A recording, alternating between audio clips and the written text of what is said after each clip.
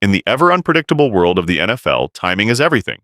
When to invest, when to rebuild, and sometimes when to make an uncomfortable but necessary move.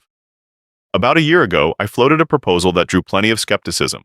If I were the Pittsburgh Steelers, I'd consider putting TJ Watt on the trade block. Not because he's declining, on the contrary. Watt remains one of the most dominant edge rushers in the league. He's healthy more often than not, has Hall of Fame bloodlines, and is a proven game changer.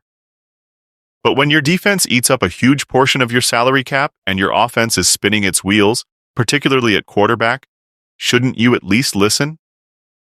If the return is a pair of second-round picks or more, the front office has to think long-term. Back then, NFL analyst Eric Mangini wasn't on board with my idea.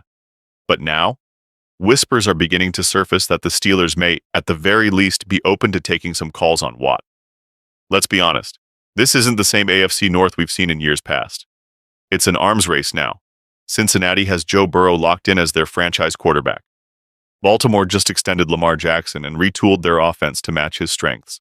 And the Cleveland Browns, despite their roller coaster ride with Deshaun Watson, could easily reset next year. They're armed with 2 first-round picks and have the flexibility to pursue another elite QB prospect if things unravel. Meanwhile, the Steelers remain in flux under center. Kenny Pickett didn't exactly shine, and Russell Wilson and Justin Fields are stopgaps at best. That puts Pittsburgh in an awkward middle ground. Competitive, but without a clear long-term trajectory. So again, I ask, why not explore a move involving Watt? Now, not every player is untouchable, and the list of names you simply don't field calls about is short. There are maybe 6 or 7 quarterbacks in the league who you keep no matter what. A few elite left tackles, a handful of defensive linemen still on their rookie deals, and maybe 1 or 2 game wreckers like Micah Parsons.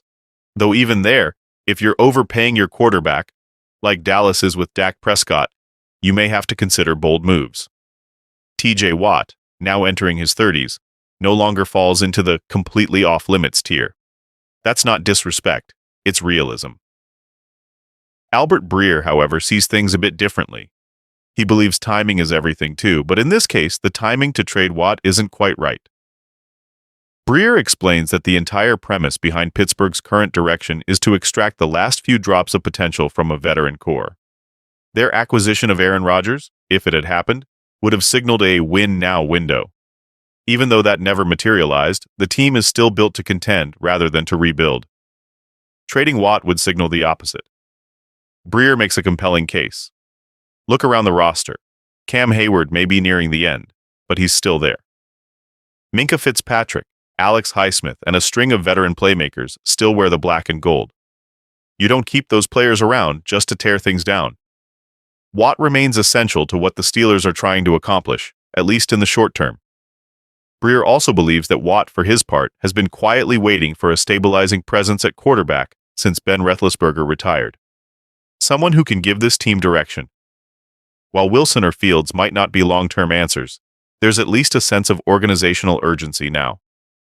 In Breer's view, Watt and the Steelers still need each other, if only to delay what might be an inevitable retooling. Meanwhile, the New York Jets have made a different kind of statement, one rooted in building trust with their players. They recently handed new deals to star cornerback Sauce Gardner and standout receiver Garrett Wilson. At first glance, it might seem a bit early. But there's a deeper message here, according to Breer. If you buy into our culture and deliver results, we'll reward you. This is how you build loyalty inside an NFL locker room. General Manager Darren Muji and defensive coordinator Aaron Glenn appear to be drawing a hard line. Not about being their guys, but about being the right guys. These weren't their draft picks, but that doesn't matter. The new regime sees long-term cornerstones in players like Quinnen Williams, Breece Hall, Olu Fashanu, and others. Sauce and Wilson are simply the first ones to get their payday. More will follow if the team continues to grow. And then, there's the most intriguing subplot of the summer. Could Nick Saban return to the NFL? Now, I get it. It sounds like fantasy football. Lane Kiffin thinks it's possible. So do some insiders. And with Saban now comfortably installed as one of ESPN's most respected analysts, why would he walk away from that? Well, here's the thing. College football is changing fast. With NIL taking over recruiting, Programs need their boosters to fork over tens of millions just to keep up. That leaves less room to fire and hire coaches at will. Suddenly, buyouts like Brian Kelly's or Lincoln Riley's look far less realistic. The top-tier college jobs? All occupied. The allure of control, power, and tradition? Not as powerful as it once was. But the NFL? That door might quietly be opening again for Saban. Imagine this scenario. Dallas falters. Brian Schottenheimer's offense sputters. Jerry Jones, always hungry for a big name and a storyline, starts dialing. He doesn't want another run-of-the-mill coordinator or a recycled head coach. He wants someone with gravity, someone who owes him a little, someone who will work within the Dallas ecosystem. Enter Nick Saban.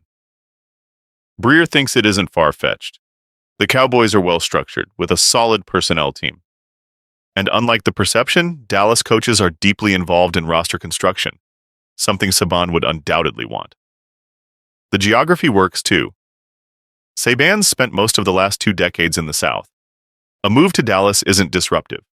If Jerry can promise him autonomy and keep the spotlight balanced, it's not hard to imagine the legendary coach accepting the challenge. There's also an ego factor at play. Saban is the greatest college coach of all time, but there's always been that asterisk about his NFL career. He didn't fail in Miami because he couldn't coach. He failed because the team doctor rejected Drew Brees. Had that decision gone differently, Saban might have never left. Deep down, you have to believe that bothers him. Meanwhile, Bill Belichick, his closest peer in greatness, has stumbled without Brady. What if Saban returns, takes over Dallas, and wins? His legacy would leap into another dimension. He'd be cemented not just as the king of college, but as one of football's all-time leaders. Period. To close things out, let's talk a little college football. I've got my national title bubble locked in. It includes Ohio State, Alabama, Georgia, Penn State, and Oregon. Ohio State may have uncertainty at quarterback, but they boast both the best offensive and defensive player in the country. That's a formula that wins championships. Penn State, Breer says, could be special this year. Don't sleep on them. Georgia is always a threat under Kirby Smart. Alabama and Notre Dame are question marks under center, but if they figure that out, watch out. Keep an eye on Lloyd Carr's grandson at Notre Dame. He could be the real deal. And the Penn State-Ohio State matchup? That's going to be a monster game. Circle it now. It could define the season. In the end, whether we're talking trades, contracts, college legends making NFL comebacks, or QB battles in Columbus and Tuscaloosa, football's grip on the calendar is year-round. The stories never really stop, and sometimes a wild idea today becomes tomorrow's front-page headline.